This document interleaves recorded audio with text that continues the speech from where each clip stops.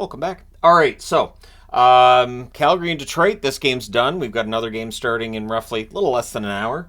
And Osterley was in the lineup for the Flames with Anderson being suspended. The suspensions being appealed both by the NHLPA as well as by the player himself. And part of what they talked about during this broadcast as well, keeping in mind I watched the Sportsnet broadcast, is that they have the outdoor game next Sunday.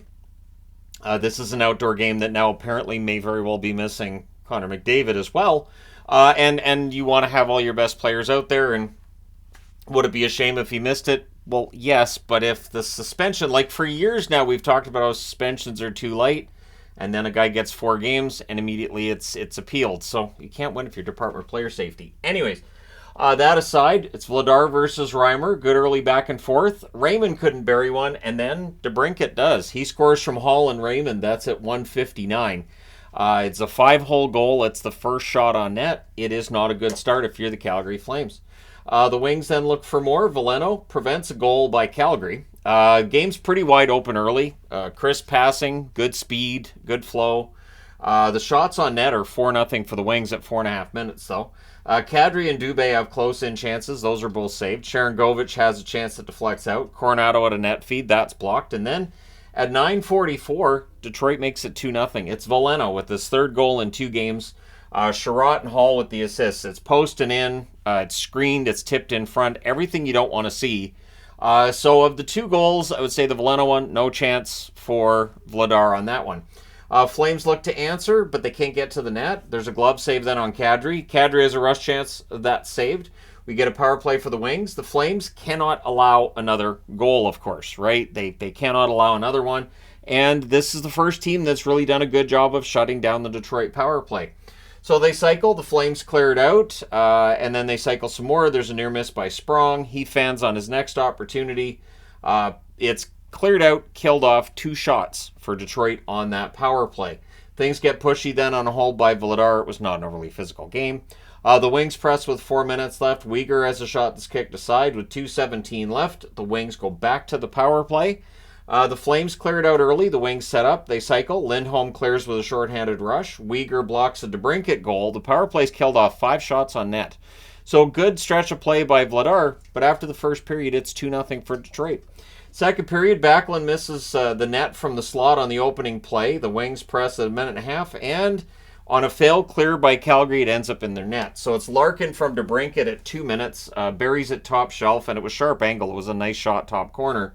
There's a net feed to Berggren, near miss there. Kadri then fires one wide as the Flames press. Reimer holds on to the rebound. Coronado has a net feed. That's blocked. The Wings are limiting chances against at this point in the game. Larkin's denied on a rush. The rebound's cleared. Kopp is then denied in close as the Wings pressure. Weegar has a shot that's kicked aside. Reimer kicking out rebounds, which the Wings take care of. So this is something I wanted to talk a little bit about in this. We've talked about goaltenders that kick out rebounds, and you'll see like goals go in on that, and fans are like, that goaltender kicking out those rebounds, he's got to start covering him. But if you have a defense that knows how you play, and if they know where those rebounds are going to get kicked to, and they can clear it, it looks brilliant, right? So this is one of those oddities in the National Hockey League, and just, fans, media, and all that. You can talk about, oh, he lets out too many rebounds, or, yeah, they clear the rebounds. It doesn't harm them.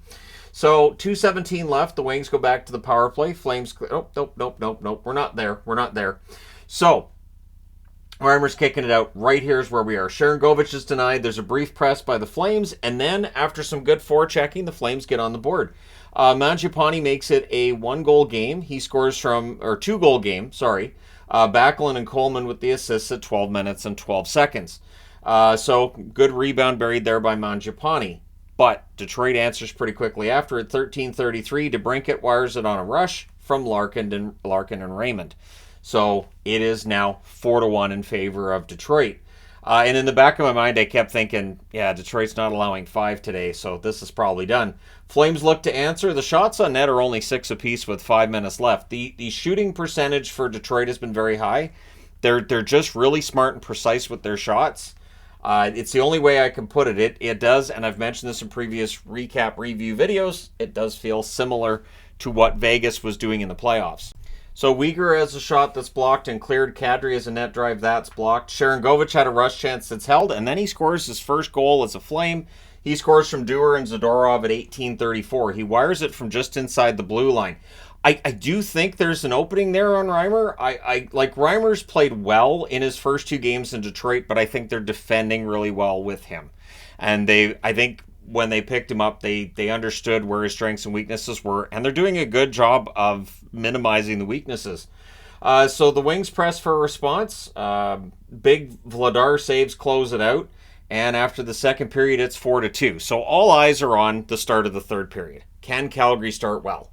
And bless Greg Millen for thinking that the Flames could come back and potentially win this and have a big start. Detroit's not messing around, as we found out in the third period. So early Veleno shots held. There's a near miss by Osterley. Kadri's denied as the Flames press.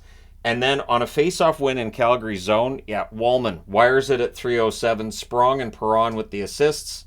That was through a screen. So again, not much of a chance there for Vladar.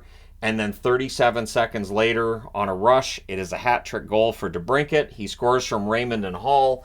So Justin Hall with 3 assists today. Anybody mad about his contract? Anybody right now want to say the Yzer plan hasn't worked to this stage of the season? So, while announcing the previous goal, they score another one, and it is the 5th career hat trick for Alex DeBrincat. I think he likes it in Detroit. DeBrincat then has a net drive that's held. Berger and Dzarnik gets blocked. We get a power play for Calgary, and it becomes a minute and 16 seconds of 5-on-3.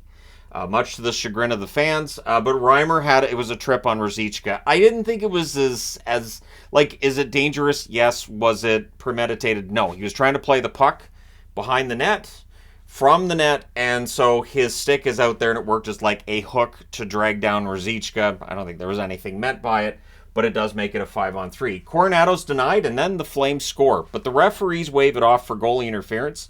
Kadri went into the crease, and he bumped Reimer, and there was no challenge from the Flames. I think they understood on a challenge. They really didn't have much of a hope that it was going to get overturned. So after that, the Wings kill it off. The Flames press after it's done. There was an issue then that was brought up by Millen and talked about by Rick Ball about how Markstrom's got tremendous numbers against Detroit, and why wouldn't you play Markstrom? Markstrom has tremendous numbers against a Detroit team that wasn't any good. And I think I can say that without making people angry who are Detroit fans. The Detroit team you're looking at right now is very different from the Detroit team of the last 5 or 6 years. This is a team that can score. This is a team that has speed. And I don't think the score would have been any different if Markstrom was in the net. So I just want to put that to rest, at least personally. I understand the sentiment that Markstrom plays very well against Detroit, but that was old Detroit. This is a different Detroit. Things are different now. They have that aggravating goal song. So there's a power play for the Wings, and they're using the top unit up by 4 late in the second period. There are some old school hockey fans that would see that, and some old school hockey people that would see that and go, wow, that's really disrespectful. But it's pedal to the metal. This is a team that's not just letting up. And you know what? When you look at last year and how many comebacks there were, it makes sense to not let up. When you still got time left on the clock, you put your guys out there. So DeBrincat's denied, the rebound's cleared, that power play's killed off. The Flames cleared out after, but with 3:12 left, Detroit goes back to the power play. Now, to their credit, that power play, they did not have the top guys out there.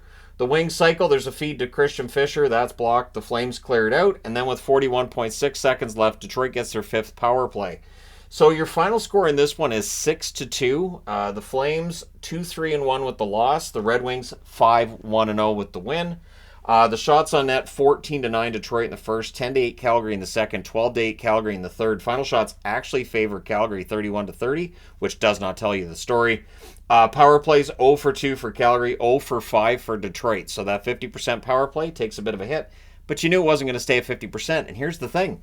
Now when people say, well, it's just a good power play, you can say, yeah, they got no power play goals and they scored 6 against Calgary. So what was that about, just it being power play? So the hits were 14-6 for Calgary. Not a hitting game. Vladar saves 24 out of 30. I don't know how much I would put this on Vladar, to be honest. Maybe there's 1 or 2 in there that he could have stopped, but they lost by 4. Reimer saves 29 out of 31. And like I said, Reimer's had a very good start. He's now allowed 2 goals in the first 2 games because he had a shutout in the first game that he was a wing. And they really seem to work with his style of play. Like I said, every time he kicks out those big fat rebounds, there's a defenseman right there to clear it. And as long as that's the case, those big rebounds don't matter. They're not a big deal. But let me know your thoughts in the comment section below, as always. Don't forget to hit like and subscribe if you're browsing your way through. You just happened upon this video. Thank you guys so much for watching, for all your support. I will talk to you again soon.